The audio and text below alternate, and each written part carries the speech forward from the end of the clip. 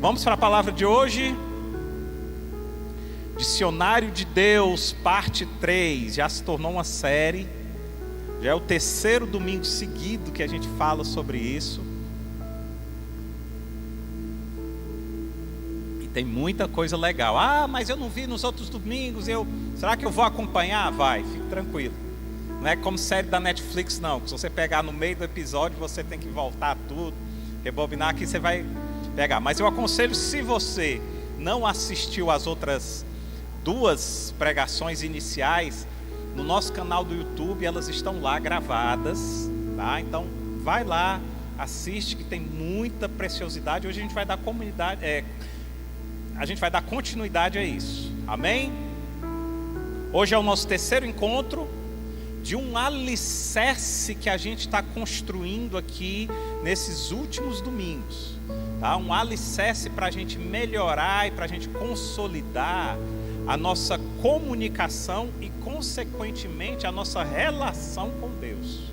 Nós falamos aqui no primeiro domingo que a comunicação, ela é uma das coisas que você mais utiliza com o seu próximo. Nós usamos a nossa comunicação o tempo todo. E com Deus não é diferente. Então nós falamos aqui no primeiro domingo de que uma pessoa analfabeta, ela é limitada na sua comunicação. E nós queremos ampliar o nosso dicionário. Para quê? Para que a gente amplie a nossa comunicação com Deus. Falamos isso no primeiro domingo, tá? A série que a gente está vivendo, essa série Dicionário de Deus, ela é baseada em João, capítulo 8, verso 43, que diz assim: por que vós não podeis entender a minha linguagem?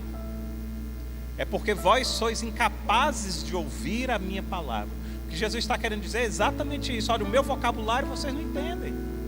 Vocês precisam ampliar o vocabulário dos céus para que vocês possam entender as minhas palavras. Então toda essa série, ela está sendo baseada nesse versículo. Então a gente está nos aprofundando, tá, na palavra e na linguagem, para entender a linguagem que vem dos céus. No primeiro encontro da nossa série, nós falamos sobre abdicação, amor e autoridade. Olha só, gente. No segundo encontro da nossa série, nós falamos sobre bênção, falamos sobre Bíblia, falamos sobre comunhão e falamos sobre Cristo. Então, eu aconselho que, se você não assistiu, volta lá, entra no Casa de Oração Fortaleza, coloca no YouTube, vai ver aquela chamazinha laranja, pode entrar lá e assistir, que é bênção. E hoje a gente vai ampliar um pouquinho mais, tá, o nosso dicionário e, consequentemente, ampliar um pouquinho mais o nosso poder de comunicação com Deus. Deus hoje vai nos dar mais 3 palavras para a gente acrescentar o nosso conhecimento desse dicionário. 3 palavras extremamente importantes e cruciais para a vida do cristão. Se você é um cristão verdadeiro, essas 3 palavras e todas as outras que nós já falamos são cruciais para você ter no seu dicionário, tá? As palavras que nós vamos conhecer hoje de forma mais ampla e de forma mais profunda são, presta atenção, a gente ainda está na letra C do nosso dicionário. E hoje nós vamos falar sobre cruz, Deus e Espírito Santo. Uau! Pode gerar expectativa. Pode gerar aí grande expectativa, porque o cristão, quando se fala de cruz, o cristão, quando se fala de Deus, e o cristão, quando se fala de Espírito Santo, se ele não parar em reverência, em adoração, para ouvir o que tem para se dizer sobre isso, querido, eu sinto dizer que ele não é cristão. Não é cristão. Amém? E já entrando aqui, sem mais delongas, a nossa primeira palavra do nosso dicionário de hoje é cruz. Aqui a gente tem uma outra palavra fundamental para o nosso dicionário. Muita gente, mas muita gente mesmo, incluindo cristãos, ainda acham, mesmo que no inconsciente, presta atenção, queridos, que a cruz é um amuleto, que a cruz é um objeto místico, é um objeto protetor, que se eu colocar na parede da minha casa, se eu colocar na parede da minha sala, se eu colocar na parede do consultório, se eu colocar exposta em algum lugar, ela vai trazer uma proteção para mim. Nada disso. A cruz, muita gente acha que é um símbolo, ou um objeto que eu carrego comigo para me identificar. Tem gente que anda com uma cruz de madeira aqui para que ela possa ser identificada, e nós temos necessidade disso, principalmente o imaturo. Presta atenção no que eu vou dizer. Se você parar para ver, os adolescentezinhos hoje, todos se vestem iguais. Se a minha turma de adolescentes se veste de preto, eu quero vestir preto.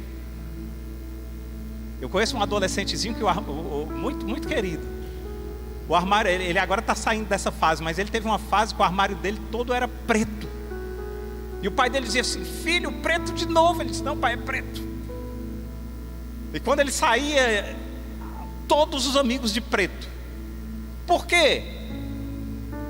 Identidade, necessidade de identidade, de olhar e falar: eu sou dessa tribo. Por isso, muito cuidado com teu filho, se ele está entrando na adolescência. Isso o ideal é que você cuide desde novinho, desde que nasce.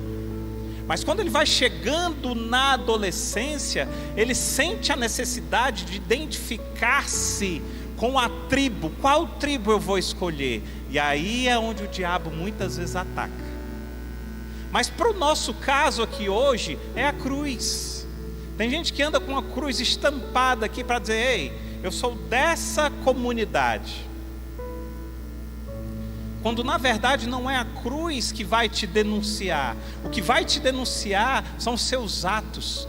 É o seu coração que vai te denunciar de que comunidade você é.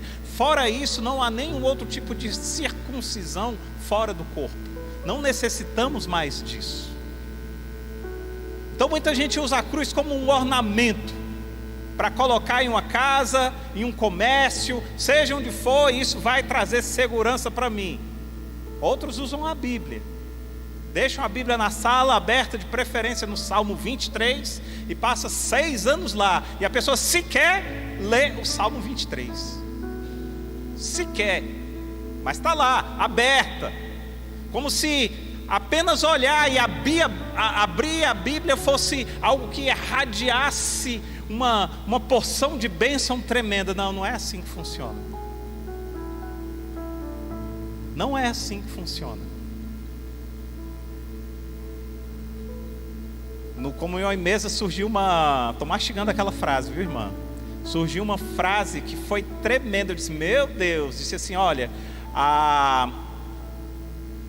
o modelo de governo do diabo é a democracia. Mas o modelo de governo de Deus é a teocracia. Quem manda não são os anjos, quem manda é Deus. É Deus quem manda. Então você quer ter um modelo de governo dos céus? Querido, não é a democracia, não é o que você acha, não é o que você quer. Isso é um modelo de governo do diabo. Aí você acha isso? Ok, venha para esse lado. E você acha aquilo? Vá para aquele lado. E você pensa isso? Que legal, vem para cá então. Isso é modelo de governo do diabo, mas o modelo do governo de Deus é assim. Assim diz o Senhor. Ele até te dá a liberdade de obedecer ou não, mas Ele também te dá as consequências da desobediência. Então, estudo na sexta-feira, hein, gente? Estudo no Comunhão em Mesa. Então, presta atenção que as coisas estão acontecendo. Então muita gente acha que a cruz é esse modelo de que eu vou ser abençoado simplesmente se colocar uma cruz aqui, ou se pelo menos eu andar com a cruz, ou colocar uma cruz na minha sala. Isso é amuleto, querido. Abra sua Bíblia em Gálatas capítulo 2, verso 20.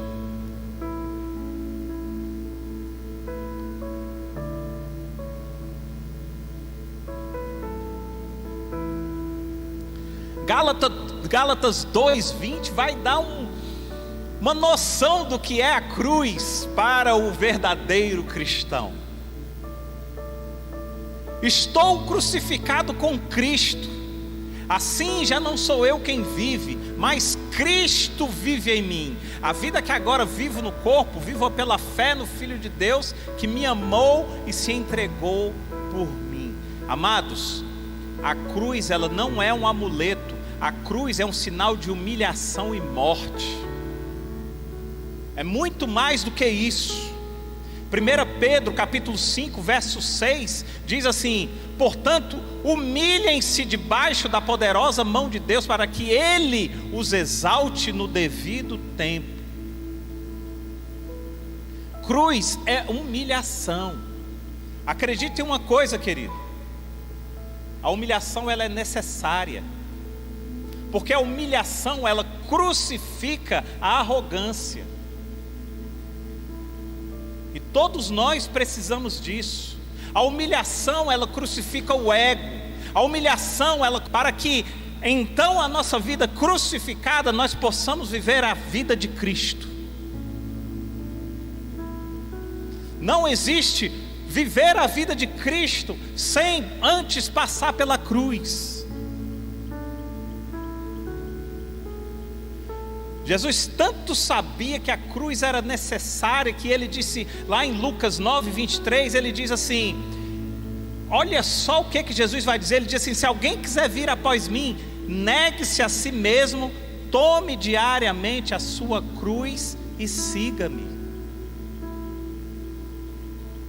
O cristão, ele ama a cruz, desde que a cruz esteja no seu peito e só, num tamanhozinho adequado e de uma forma que seja que não atrapalhe.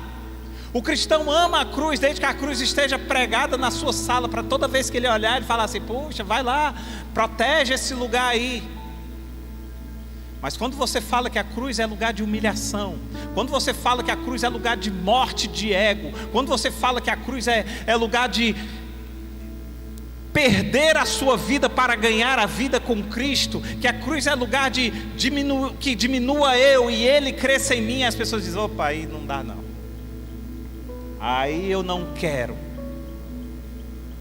Esse é o vocabulário de Deus quando Ele fala de cruz. Por isso nós estamos estudando o dicionário de Deus. Para quê? Toda vez que você ouvir essa palavra cruz, você ser capaz de entender aquilo que Deus quer te comunicar. É isso. Isso é ser fluente na língua. Nós precisamos ser fluentes na língua.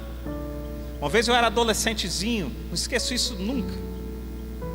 Cheguei para meu pai e disse: pai, eu queria aprender inglês. Meu pai olhou para mim e disse assim: filho, você precisa aprender 3 idiomas na sua vida. Se você aprender esses 3 idiomas, você vai ser um homem sábio. Aí eu: quais são, pai? Aí disse: o idioma das crianças, o idioma dos adultos e o idioma dos velhos. Aprenda e você vai ser sábio. Eu saí de lá, não entendi nada, dizendo assim: eu queria era inglês, pai. Mas hoje eu entendo o que meu pai queria me dizer. Meu pai só esqueceu de dizer o 4º idioma, e o mais importante deles, o idioma dos céus. Porque o céu se comunica, o céu fala, o céu, ele te diz algo, mas você precisa ser fluente para que você entenda o que o céu está te comunicando. Acho que meu pai queria era economizar dinheiro, aí veio com essa... Mas ele não estava errado não. Hoje eu consigo me comunicar com as crianças. Eu acho que foi a partir daí. Eu tenho uma comunicação com as crianças tremenda, sabe? Eu acho que foi disso. Mas a comunicação com os céus eu aprendi sozinho. Quem dera meu pai tivesse me ensinado. Quem dera. Mas eu não o culpo, porque o pai dele não ensinou para ele. Mas glória a Deus que em alguma geração Deus levantou alguém para dizer: vai, filho, agora você será fluente em mim. Agora, se você é pai, você pode ensinar essa fluência para o seu filho. Você pode olhar para o seu filho e colocar esse quarto idioma, o idioma de olhar e falar assim: filho, vamos conversar com Deus? Filho, o que é que Deus disse para você? E você começa a colocar no seu filho uma fluência com os céus tremenda, uma naturalidade de se comunicar com o Pai. Ensina a criança o caminho que deve andar, e quando ela for grande, ela jamais se desviará do caminho. Então, queridos, Jesus disse: se alguém quiser vir após mim, negue-se a si mesmo, tome diariamente a sua cruz e siga-me. Agora deixa eu te dizer uma coisa, pega a visão disso. Quem foge da cruz é o diabo. Os verdadeiros cristãos são atraídos por ela. Se você não é atraído pela cruz, você não pode se considerar um verdadeiro cristão. Somente o diabo foge da cruz. Mas o que a gente tem visto são cristãos fugindo da cruz. Quando o próprio Jesus diz: ei, você quer vir após mim? Você quer ser meu seguidor? Pega a tua cruz, cara. Pega a tua cruz. Então, além do significado de humilhação, que é fundamental para que você diminua e Cristo cresça em você, a cruz também tem outros significados. Quais são? A cruz tem um significado tremendo, o significado de reconciliação. Efésios capítulo 2, versos 14 a 16 vai nos explicar isso. A reconciliação através da cruz. Efésios 2 diz: pois Ele é a nossa paz, o qual de ambos fez um e destruiu a barreira, o muro de inimizade, anulando no seu corpo a lei dos mandamentos expressa em ordenanças. O objetivo dele era criar em si mesmo, dos dois, um novo povo, e assim estabelecer a paz e reconciliar com Deus os dois em um só corpo, por meio de quê? Da cruz, pela qual ele destruiu a inimizade. É tremendo, querido. A cruz não era necessária, porque o homem, ele tinha uma amizade com Deus, ele tinha uma intimidade com Deus. Mas a Bíblia diz que o pecado separa o homem de Deus. Pastor, então por que eu demorei muito a entender isso? Eu vou passar para vocês de bandeira. Às vezes eu estou vendo uns vídeos no YouTube e o cara diz assim: eu demorei 10 anos para entender isso, vou passar para vocês em 3 semanas. Eu disse: caramba, ele não vai cobrar nada.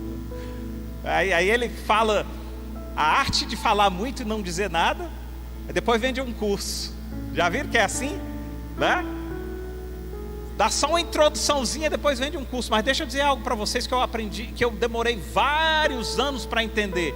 Por que que Deus separou Adão e Eva do jardim quando Adão e Eva pecaram? Durante muito tempo eu achei que fosse por vingança de Deus, mas não foi, querido. Foi por amor. Sabe por quê?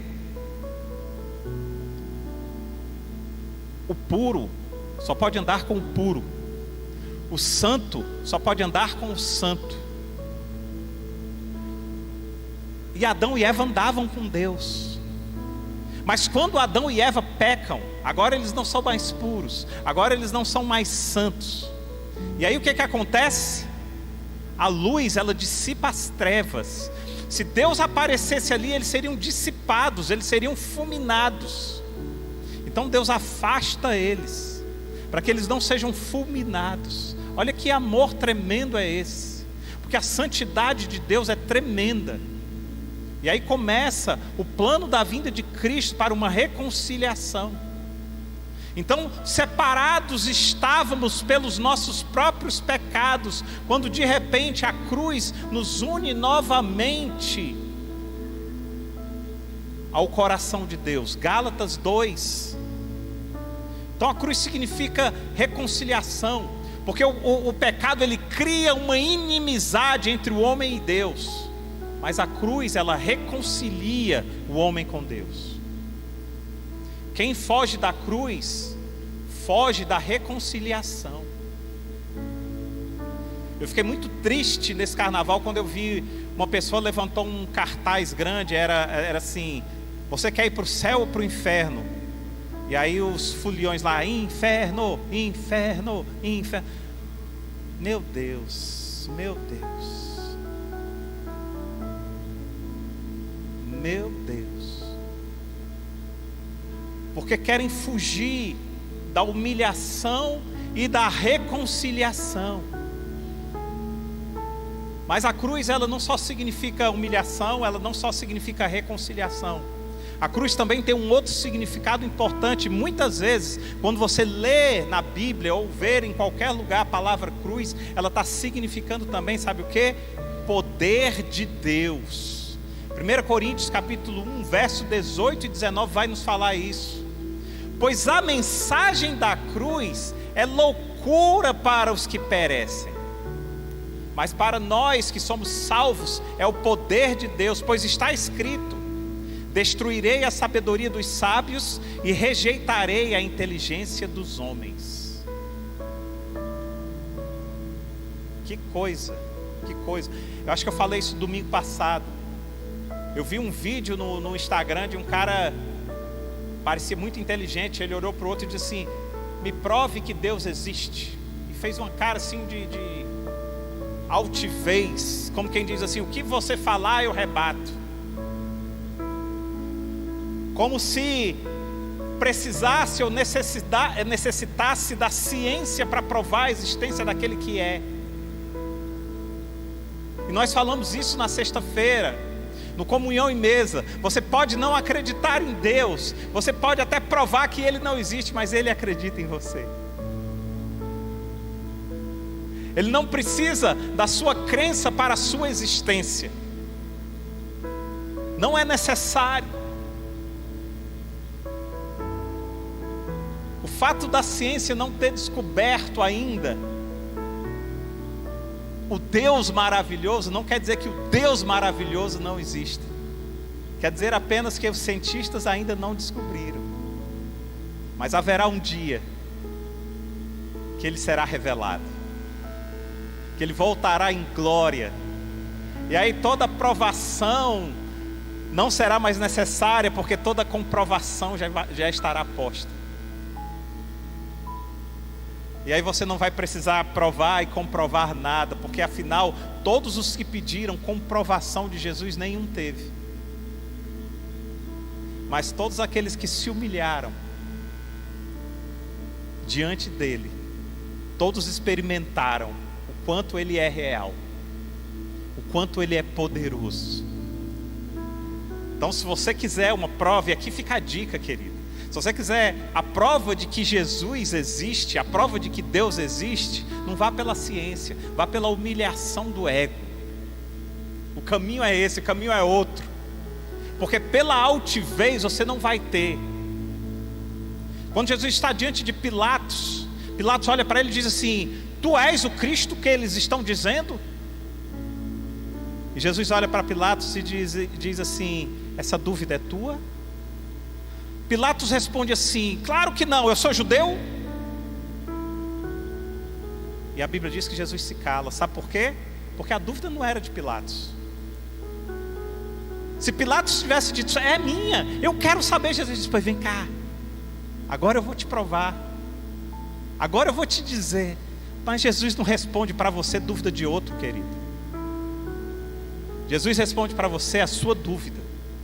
Se prostre diante dele e diga: Senhor, essa dúvida é minha, Senhor, me esclarece, sou eu que estou dizendo, sou eu que estou me humilhando, sou eu que estou me prostrando. Jesus vai parar e vai dizer: opa, agora sim, agora você terá a resposta. Esse é o caminho, não é o caminho da ciência, porque a mensagem da cruz, ela é loucura. Loucura. Como você quer colocar na ciência, ou como você quer explicar através de uma pipeta um milagre? Como? Não há. Na cruz a gente vê claramente o poder de Deus, e o poder de Deus é loucura no mundo. No verso 22 lá de 1 Coríntios, Paulo continua dizendo algo tremendo. Paulo diz assim, os judeus pedem sinais. Os judeus pedem sinais milagrosos, e os gregos procuram sabedoria. Nós, porém, pregamos Cristo crucificado, o qual é fato, é escândalo para os judeus e é loucura para os gentios. O dia que você quiser chegar diante de Deus, tá? Para sinais milagrosos, querido. O dia que você quiser chegar diante de Deus para procurar sabedoria,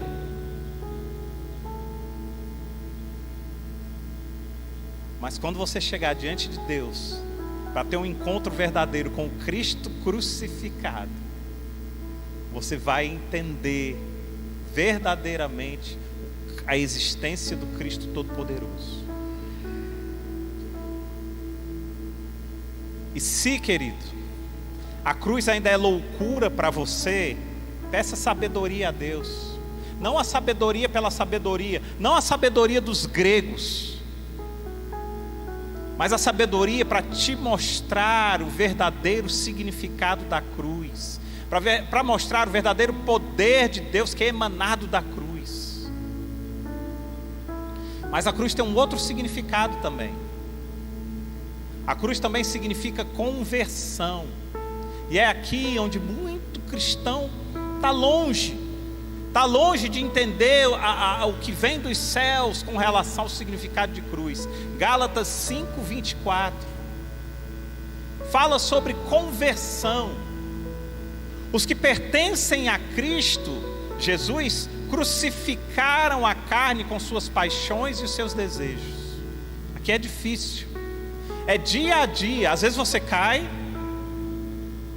às vezes você se levanta, mas é um caminhar constante, é um processo. O vício do pecado está impregnado em nós, e só será sarado quando a gente ficar pertinho da cruz. E quando a gente se distancia da cruz, querido, cai. Por isso que Jesus diz: tome diariamente a sua cruz. Tem alguém aqui que toma remédio diário? Eu tomo. Pois é, muita gente, né? Sabe que quando você se distancia do remédio, sintomas começam a aparecer. Não é assim? Uma pessoa que tem pressão alta, toma remédio para pressão, está tudo controladinho, tudo perfeito. Ela passa 1 dia, 2 sem tomar o remédio, 3, de repente ela começa a sentir algo. Ela diz que, o meu remédio, tem 3 dias que eu não tomo. Querido, se é assim na nossa vida física, imagine na nossa vida espiritual. Jesus disse assim: tome diariamente a sua cruz. Aí você toma, ok. No dia seguinte você toma a sua cruz, ok. Você passa 2, 3 dias, você começa a sentir os sintomas. É do mesmo jeito. Do mesmo jeito. Como é difícil lutar contra a carne, mas só há uma vitória: estando impregnado na cruz. Isso é tão verdade que existe um jargão que a gente não tem nem noção do quanto esse jargão é verdadeiro, né? Que a pessoa diz assim: aí eu estava na minha, o cara veio e falou não sei o que, tal. Eu desci da cruz. Aí o outro diz: mulher, você tinha que ter descido da cruz. Ei, desceu por quê? Não deveria ter descido, não. Não, mas eu tinha toda a razão, porque ele me encheu a paciência. Não estou perguntando isso, estou perguntando por que você desceu. Quantas vezes eu desci da cruz e que não deveria ter descido, porque não é sobre o outro, é sobre você, querido. Não é sobre o que ele está fazendo com você, é o que você está fazendo com você. E quando você desce da cruz, você está se afastando do poder da cruz, do poder de Deus, do poder da reconciliação, do poder da humilhação, do poder da conversão. É sobre isso. A gente ainda está no primeiro, né? Mas tá bom. Cruz. Mas a cruz também não significa só isso, não significa só conversão. A cruz também significa perdão. Colossenses capítulo 2, verso 14. E cancelou a escrita de dívida, que consistia em ordenanças e que era contra nós. Ele a removeu, pregando-o na cruz. Olha o perdão das nossas dívidas aqui, pregados na cruz. Colossenses 2,14, suas dívidas foram perdoadas. O irmão querido aqui me deu um livro chamado Culpa e Graça. Que livro tremendo. Através desse livro eu pude perceber o quanto nós carregamos culpas, que são nossas sim, são nossas. Essas culpas são efeitos de ações nossas, mas que não deveríamos carregar por causa da graça, que não tomamos posse, por causa da cruz, que não entendemos o perdão de Deus através da cruz. Talvez se Deus falar no nosso dicionário, nos colocar no coração de falar sobre graça, nós vamos falar sobre isso. Mas hoje nós somos uma geração de culpados, tomamos culpas que não são nossas muitas vezes, mas achamos que é nossa, e culpas que são nossas e que nós nos agarramos com ela, quando Deus diz assim: ei, deixa elas na cruz. Você tem que levar a cruz, não é a sua culpa não, porque o meu fardo é leve. A cruz que eu fiz para você, ela é leve, mas a sua culpa, os seus pecados não são. Não são.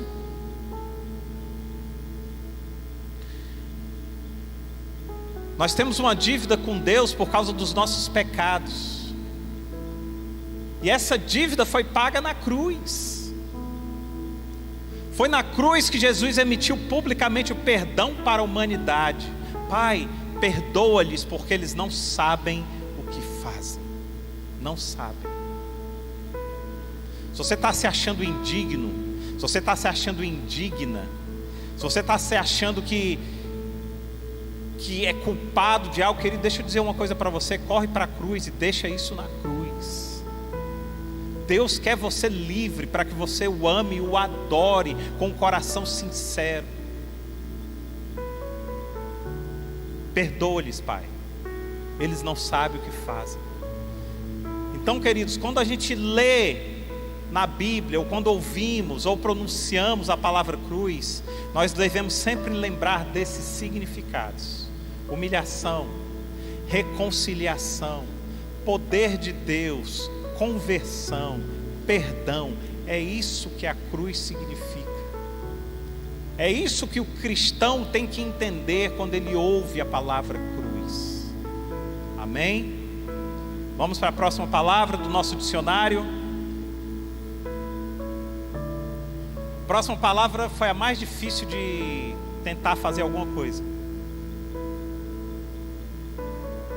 A próxima palavra do nosso dicionário é Deus. Meu Deus. Quando Deus colocou no meu coração de botar no dicionário dele Deus, eu disse assim: pronto, Deus agora brincou pesado. O que é que eu vou colocar? O que é que eu vou escrever? A intenção aqui não vai ser definir quem é Deus não, ou muito menos mensurá-lo, porque não há nada que possa se comparar ou mesmo descrever a grandeza da existência de Deus. Olha que trabalho que eu tive para tentar escrever alguma coisa. No livro de Isaías, o próprio Deus faz uma pergunta ao seu povo, que ele estava inclinado a buscar, né? O povo naquela época de Isaías estava inclinado a buscar deuses, ídolos, imagens. Está muito diferente hoje não. Deuses, ídolos, imagens. Então o povo estava inclinado. E aí Deus fala algo para Isaías, lá em Isaías 40, 25, fala algo tremendo. Deus fala assim: com quem vocês me compararão? Quem se assemelha a mim? Esse É o Deus que você precisa crer. A única resposta a essa pergunta de Deus é nada. Absolutamente nada se assemelha a ti, Senhor. Absolutamente nada. E Deus continua dizendo lá no verso 26, ele diz assim: ergam os olhos e olhem para as alturas. Quem criou tudo isso? Aquele que põe em marcha cada estrela do seu exército celestial, e a todos chama pelo nome. Tão grande é o seu poder e tão imensa a sua força que nenhuma delas deixa de comparecer. Uau! A nossa imaginação não consegue sequer imaginar como seja Deus. Deus é triuno, é Pai, Filho e Espírito Santo. Deus é onipotente. Nele está toda a potência, nele está todo o poder. Deus é onisciente, Ele sabe tudo, e não só sabe tudo, toda a ciência, todo o conhecimento, toda a sabedoria emana dele. Deus é onipresente, significa que Ele está em todo lugar, e você não tem lugar que você possa se esconder de Deus, de você andar sem Ele. Deus é supremo, Deus é o criador de todo o universo, Deus é o dono de tudo. Deus não tem definição, porque defini-lo seria limitá-lo, e não há limites para Deus. Primeira vez que eu li ali em Êxodo, quando o povo de Israel já tinha sido liberto da escravidão do Egito, e aí eles estão andando no deserto, 600 mil homens, fora mulheres e crianças, descendo no deserto, sendo alimentados pelo maná todo dia, e aí eles começam a reclamar, e dizer: a gente queria era carne, porque no Egito pelo menos tinha um pouquinho de carne, aqui não tem carne, aqui só tem esse maná, que desce do céu todo dia. Aí Moisés, eles começam a reclamar com Moisés, Moisés vai aos pés do Senhor, e Deus diz assim: amanhã eles comerão carne. Todos eles comerão carne até se fartar. 600 mil homens, fora mulheres e crianças, no deserto. Não achavam nem um rato vivo. Nem rato sobrevivia lá no deserto. Mas é tão tremendo que Moisés diz assim: Senhor, você ouviu a quantidade de gente aqui? Vai ter carne para todo mundo. Será que vai ser possível alimentar esse povo todinho amanhã? A resposta de Deus é tremenda. Deus diz assim: por acaso a minha mão está encurtada? No dia seguinte, todos comem carne que se fartam. Esse é o Deus que você tem que crer, querido. Porque Ele não mudou, não. Ah, pastor, mas a Bíblia está ultrapassada. Quem diz? Ultrapassada está a sociedade que não anda mais de acordo com a Bíblia. Essa que está ultrapassada. Essa que está longe da palavra. Mas a palavra é imutável, a palavra não muda. E o Deus que a gente crê é um Deus que continua poderoso, que continua grande, que continua forte. No dia seguinte, todos eles comem carne que se fartam. Fica o convite, se você nunca leu essa passagem, procura lá. Então, definir Deus seria tentar limitá-lo a algo. Por isso que a ciência pira, porque a ciência vive de delimitação. Quem aqui já fez algum TCC, já fez alguma coisa? Qual é a primeira coisa que você tem que fazer quando você vai fazer um TCC? Delimitar o assunto. Delimitar, sempre. Pode procurar, quem já fez aqui sabe. Você tem que delimitar o tema, para que através do tema bem delimitado você possa se aprofundar. Só no tema você já barra, porque como você vai delimitar Deus? Como? E aí a ciência pira, não dá. Mas presta atenção numa coisa.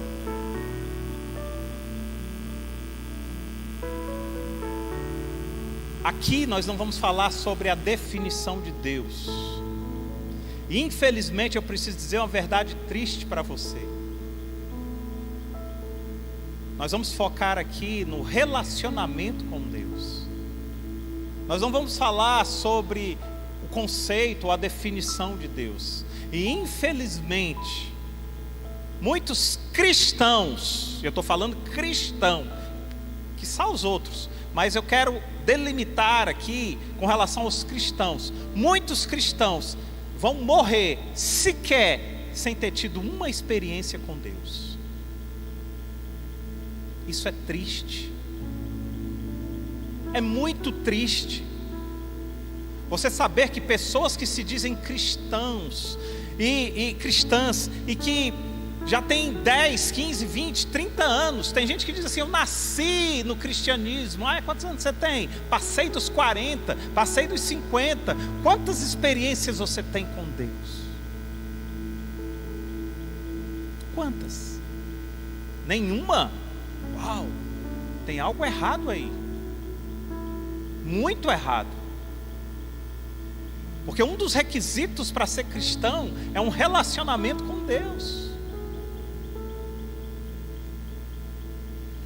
E muitos cristãos vão morrer sem ter tido pelo menos uma experiência.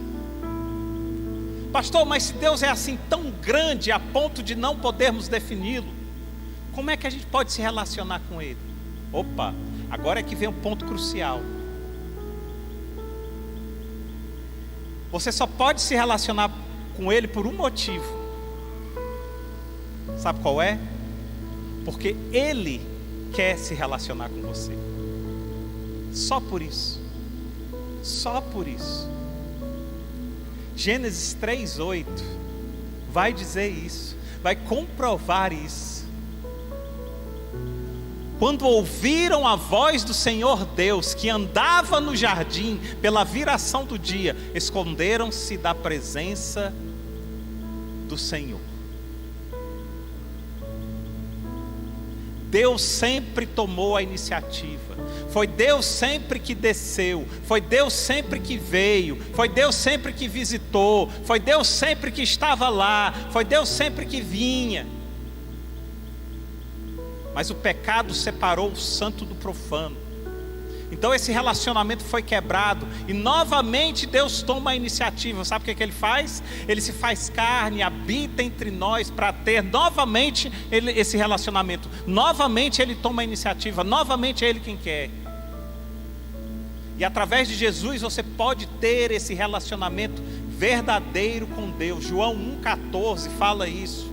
Aquele que é a palavra tornou-se carne e viveu entre nós. Vimos a sua glória, glória como de um unigênito do Pai, vindo do Pai, cheio de graça e de verdade. Tem um filósofo chamado Dostoiévski. Ele escreveu algo que ele diz assim: há um vazio no homem do tamanho de Deus. E hoje as pessoas tentam preencher esse vazio com outras coisas. O problema, sabe qual é? É que nada tem o tamanho de Deus. O problema, sabe qual é? Que nada tem a dimensão, a proporção, a profundidade, a altura, a largura de Deus. Então vira gambiarra. Continua brecha. Por mais coisas que você coloque para tentar suprir ou preencher esse vazio, somente o próprio Deus, com o seu tamanho, é capaz de preencher. Dostoiévski estava certíssimo. Teve essa visão. Como é que está esse teu vazio? Você está preenchendo com o quê? Você tem preenchido esse vazio do tamanho de Deus, que só Deus pode preencher, com o quê? Pastor, mas está dando certo, querido. É por tempo determinado. E deixa eu te dizer, tempo curto. Porque eu conheço pessoas que tentam preencher com drogas. Eu conheço pessoas que tentam preencher com amor de homens ou amor de mulheres. Eu conheço pessoas que tentam preencher com o próprio trabalho. Atividade, atividade, atividade, não posso parar, não posso parar, não posso parar. Todas, um momento, vão dizer: chega, basta. Porque por melhor que seja o amor de um homem por uma mulher, ele não preenche o vazio de Deus. Por melhor que seja as aventuras e as experiências que você está tendo com drogas, seja, você pode estar no auge, querido, sou jovem, tô viajando aqui, querido, você vai cair do cavalo. Por mais que você diga: mas o trabalho está me dando dinheiro, o trabalho eu estou curtindo, eu amo o que faço, você vai parar um dia. Você vai parar, seja pelo amor, seja pela dor. Mas quando você preenche com Deus, todas as coisas lhe são acrescentadas. Buscai primeiro o reino de Deus e a sua justiça, e as demais coisas vos serão acrescentadas. É isso que a gente sempre diz para todas as pessoas que chegam aqui quebradas, para todas as pessoas que chegam aqui feridas, para todas as pessoas aqui que foram quebradas, seja pelo marido, seja pela esposa, seja pelo mundo, seja pelo trabalho, seja pelo pai, pela mãe, por quem quer que seja. A gente diz: busque o reino de Deus e as demais coisas serão acrescentadas. Se você inverter isso, você vai cair. Você vai cair.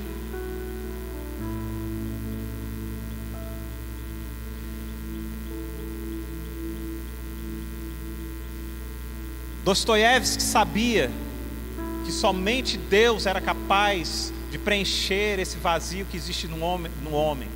Isso significa que toda vida sem Deus é uma vida vazia, é uma vida desencaixada. Por mais alegre que pareça ser. Quem curtiu o carnaval, quem vestiu a sua fantasia e foi, agora está vivendo de saudade.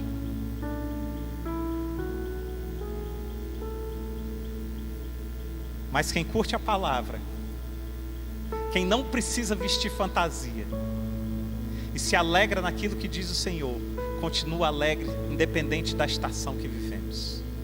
Essa é a diferença. Deus, só Deus.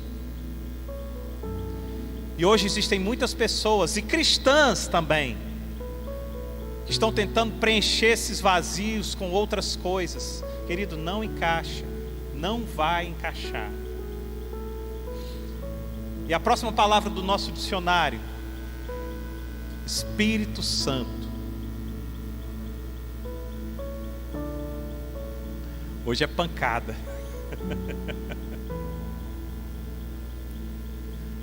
Espírito Santo. Se você aspira a ser um cristão, mas um cristão verdadeiro, um cristão integral, então você precisa conhecer mais profundamente o Espírito Santo. O Espírito Santo é a terceira pessoa da Trindade. Ou seja, o Espírito Santo é Deus. O Espírito Santo é Deus. Mas não Deus qualquer. É um Deus que habita em você. Uau! Pastor, marquei agora uma passagem, vou lá para Israel, ter experiências lá, ver lá o que está acontecendo. Vá, filho, mas o Espírito Santo habita em você. Lá no Janguruçu você pode ter a mesma experiência. Lá no Pirambu, aqui no Edson Queiroz, não vai ser Israel que vai fazer isso. Pastor, eu vou ter agora um encontro lá no Tibete, porque lá tem... Querido, o Espírito Santo, ele habita em você. Pastor, eu vou para uma roda de oração, porque lá tem lá as irmãzinhas, não sei o quê. Querido, o Espírito Santo habita em você. É bom. É bom. Eu tenho vontade de ir a Israel, para ver em 3D tudo aquilo que eu sonhei em 3D quando eu li. Para ver em 4K, né, agora, né? Para ver em 4K o que eu sonhei em 3D. Mas não vai ser isso que que vai me fazer ser mais cheio do Espírito Santo ou menos cheio do Espírito Santo. Ei, deixa eu te dizer uma coisa. Pastor, mas ser batizado no Rio Jordão é maravilhoso. É, querido, mas ser batizado no Espírito é muito mais. Ainda que seja numa piscininha, num batistério. Então, o Espírito Santo é o Deus que habita em você. Uma vez eu estava conversando com um grande amigo, pessoa maravilhosa. Aí ele chegou para mim e ele disse o seguinte: Márcio, existem tantas religiões no mundo. Eu fiz até uma pesquisa no Google. Se você botar quantas religiões existem no mundo, a primeira coisa vai dizer entre 40 e 60 mil. Achei muita. Aí lá embaixo tem 10 mil. Eu disse, não, eu não sei se isso está certo. Você tem que ver a fonte, né? Mas tá lá, você pode colocar, você vai ver 40 a 60 mil, mais embaixo 10 mil. O fato é que existem muitas religiões no mundo. E essa pessoa chegou para mim, pessoa muito querida, disse: tanta religião no mundo, como é que eu vou saber qual é o Deus verdadeiro? Porque tem tantos deuses, cada religião tem um Deus, como é que eu vou saber isso? Aí eu cheguei para ele e eu respondi assim, eu disse assim: olha só, de fato existem muitos deuses, a própria Bíblia diz isso, mas há somente um Deus Pai. Nenhuma outra religião você vai encontrar um Deus Pai. Nenhuma outra religião você vai encontrar um Deus que se fez carne e habitou entre nós. Nenhuma outra, querido. Nenhuma outra religião você vai encontrar um Deus que se revelou através do seu Filho. Nenhuma outra religião você vai encontrar um Deus que amou o mundo de tal maneira e deu seu Filho unigênito para todo aquele que nele crê não pereça, mas tenha a vida eterna. Nenhuma outra religião. Existem muitos deuses, mas Deus que ama, Deus Abba, Deus Pai, só existe uma. E com relação ao Espírito Santo, nenhuma outra religião você vai encontrar um Deus que habita em você. Em nenhuma outra religião você vai encontrar um Deus que ele diz assim: eu resolvi fazer morada em você. Tremendo. Os olhos dessa pessoa brilharam. Se os teus não estão brilhando agora, você não entendeu. Deus está fazendo de você a habitação dele. Uau! Quem aqui já conseguiu juntar um dinheirinho, comprar uma casa, ou alugar uma casa, seja o que for, que ele olhe e diz assim: aqui vai ser o meu lugar para viver. É tremendo. Lá em casa, de vez em quando a gente ora, de vez em quando a gente unge a casa. A gente recebe muita gente, e as pessoas que chegam a gente não sabe. E de vez em quando a gente unge e ora, porque a nossa casa é o nosso jardim. Ei, Deus resolveu que você é o jardim dele. É maravilhoso isso. É maravilhoso. Só tem uma religião. Abra sua Bíblia em Atos capítulo 16.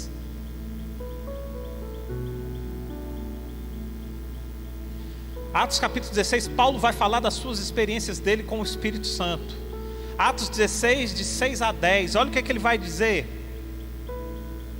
Paulo e os seus companheiros viajaram pela região da Frígia e da Galácia, tendo sido impedidos pelo Espírito Santo de pregar a palavra na província da Ásia. Ponto, para aí. Uau! Paulo era um pregador da palavra, Paulo estava indo para aquela região e ele foi impedido pelo Espírito Santo de pregar ali. Uau! Várias lições eu posso tirar daí. Primeira lição: o Espírito Santo é uma pessoa que tem vontade própria, que faz o que quer. E que você tem que se submeter, porque você teria todos os argumentos possíveis para falar: ei, mas eu estou pregando a palavra, sai daí, Espírito Santo, eu vou pregar a palavra. Impedido de pregar a palavra. Imagine fazer outras coisas que as pessoas estão querendo agora que o Espírito Santo assine embaixo. Pregar a palavra. Quando chegaram à fronteira da Mísia, tentaram entrar em Bítnia, mas o Espírito de Jesus os impediu. Então, contornaram a Mísia e desceram até Troade. Durante a noite, Paulo teve uma visão na qual um homem da Macedônia estava em pé e lhe suplicava: passe a Macedônia e ajude-nos. Depois que Paulo teve essa visão, preparando-nos imediatamente para partir para a Macedônia, concluindo que Deus nos tinha chamado para pregar o Evangelho. Às vezes você está pregando o Evangelho, Deus diz: ei, não é aí não, vai ser lá na região da Macedônia.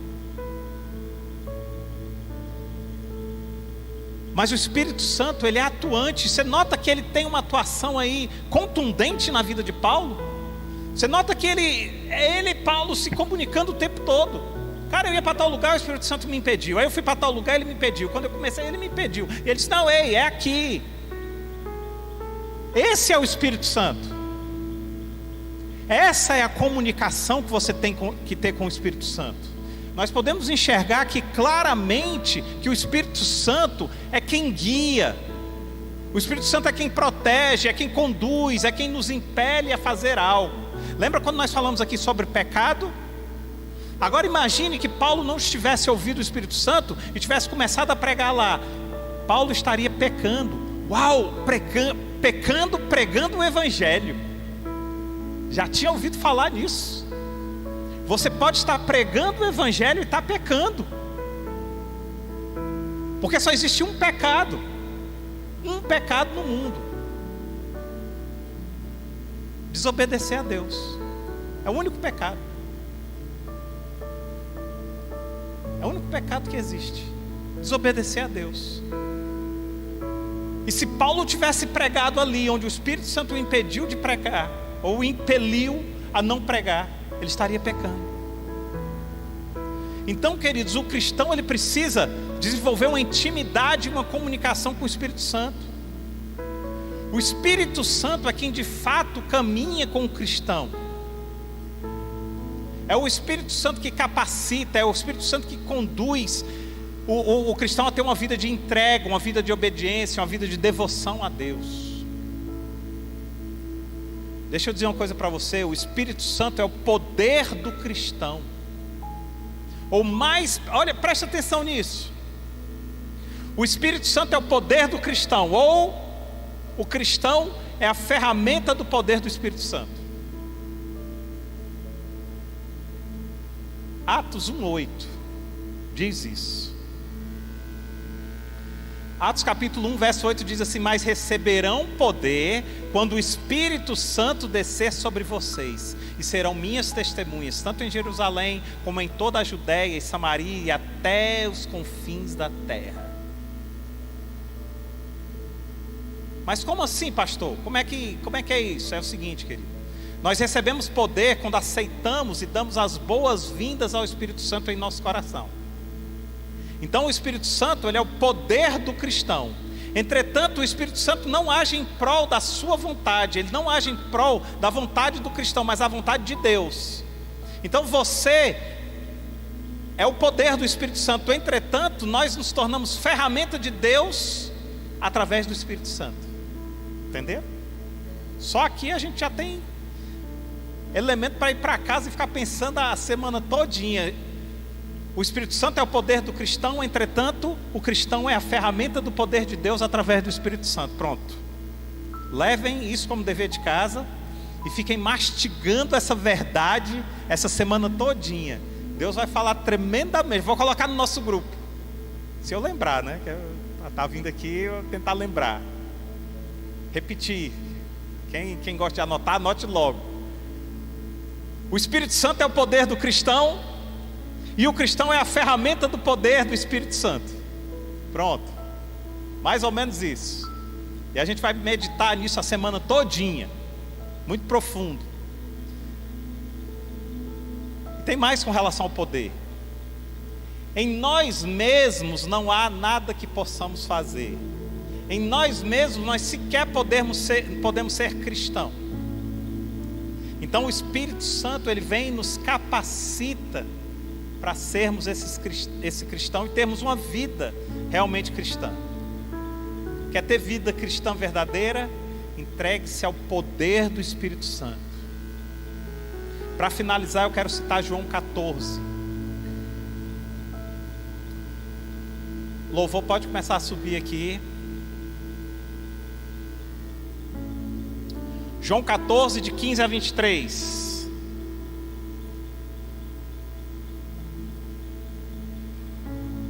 Diz assim: se vocês me amam, obedecerão os meus mandamentos.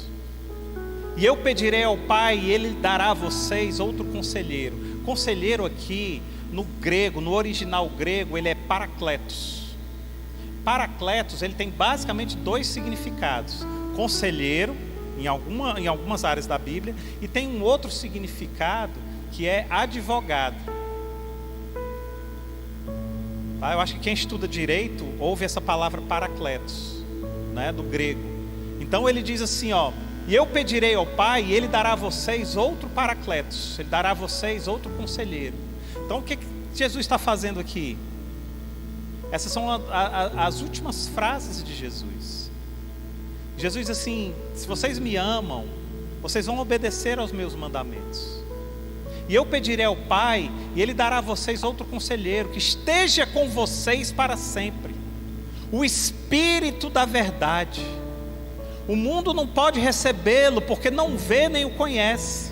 Vocês, porém, o conhecem, pois Ele vive com vocês e estará com vocês. Qual é o outro Deus que fala um negócio desse? Qual é? Dentro em pouco tempo, não os deixarei órfãos. Ei, você foi abandonado pelo seu pai? Ei, você foi abandonado pela sua mãe? Ei, você foi abandonado por um marido? Ei, você foi abandonado por uma esposa? Ei, Deus jamais te abandonará. Não te deixarei órfãos. Voltarei para vocês. Dentro de pouco tempo o mundo não me verá, mas vocês, porém, me verão, porque eu vivo, vocês também viverão. Naquele dia compreenderão que eu estou com meu Pai, estou no meu Pai, que vocês estão em mim e que eu estou em vocês. Quem tem os meus mandamentos e lhes obedece é o que me ama. Aquele que me ama será amado por meu Pai, e eu também o amarei e me revelarei a ele. Então Judas, não os Iscariotes, disse: Senhor, mas por que te revelarás a nós, não ao mundo? Jesus respondeu: se alguém me ama, obedecerá a minha palavra. O meu Pai o amará, e nós viremos a ele e faremos nele morada. Aquele que não me ama não obedece às minhas palavras. Estas palavras que vocês ouvem não são minhas, mas do Pai que me enviou. Uau! Esse é o Espírito Santo. Aquele que Jesus vai, e quando Jesus vai, ele diz assim: eu estou indo, mas eu não vou deixar vocês órfãos, não. Eu não vou deixar vocês órfãos. Aliás, vai ter algo ainda sobremodo mais excelente, porque eu precisei me fazer carne, precisei entrar na cruz e ser um. Mas o Espírito Santo estará dentro de cada um de vocês. Que plano é esse, cara? Por isso que as pessoas dizem assim: puxa, mas presta atenção, por que Jesus teve que ir embora? Por que ele não ficou? Onde estaria Jesus hoje? Se Jesus estivesse aqui na Argentina, na Bolívia, nos Estados Unidos? Aonde está o Espírito Santo hoje? Dentro de cada um dos cristãos. Que plano perfeito, que plano maravilhoso. Jesus vem, se faz carne, vem o perdão através da cruz que nós estudamos aqui, revela todo o plano da cruz para nós, e agora ele diz assim: mas agora eu vou fazer um plano ainda melhor. Mas eu vou trazer um Consolador que vai consolar individualmente cada um. Uau! Maravilha! O Espírito Santo é o Espírito conselheiro, é o Espírito consolador, é o nosso advogado, é o Espírito da verdade. O mundo não pode recebê-lo. Por isso, querido, não espere que um dia a ciência o reconheça, porque ciência é mundo, ciência é comprovação de mundo, mas Espírito Santo é comprovação da existência de Deus no indivíduo. É totalmente diferente, é outra coisa. Aquele que recebe a Cristo ganha Espírito Santo para viver dentro dele e fazer morada. Aleluia. Amém, queridos. Glória a Deus. Hoje nós ampliamos o nosso dicionário. E hoje você vai sair daqui mais fluente com os céus. Amém?